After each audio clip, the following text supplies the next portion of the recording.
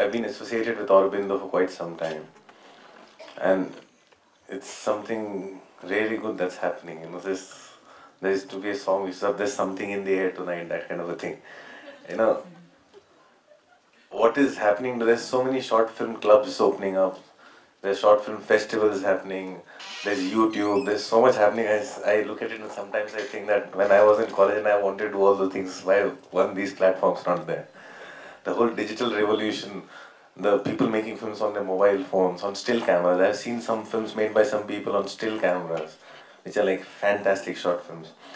And my career started with a short film. I went out and probably made the first DV film that was screened on television.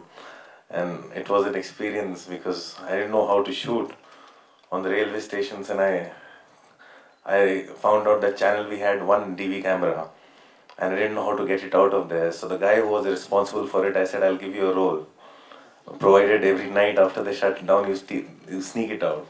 And that's how I made my first short film. And it was showcased on television in Star Bestsellers, and we won awards for it, and I got to make films. It is the most beautiful thing I feel about short films is that you get to make your own film. You know, without wanting to please anyone else.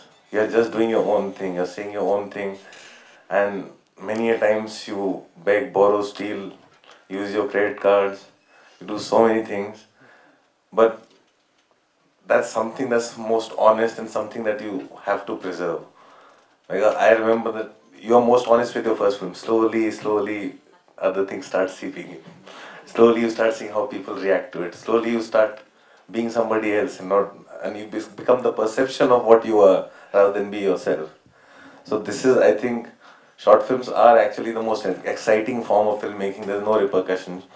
And I always yearn to go back to. I recently got an opportunity to make another short film, which was a fantastic experience again. But the thing is, I think other than these festivals, what we need to do, which I think somewhere it's happening, YouTube is trying to do that. I saw a film made like that on a very low budget on internet called Four-Eyed Monsters, I think. Four-Eyed Monsters is a film I saw where people get to watch films. You put your film, upload your film on the internet, and everybody pays for it.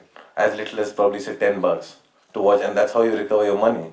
I'm saying, all these films and all these festivals, you should take those films and make that kind of a platform where these festivals also become a way to pay back the revenue to the filmmakers, so people can actually make a living out of making short films. Because I know a lot of people, they only go out to do other things because they think that short film does not pay them back and they can't have a life making short film.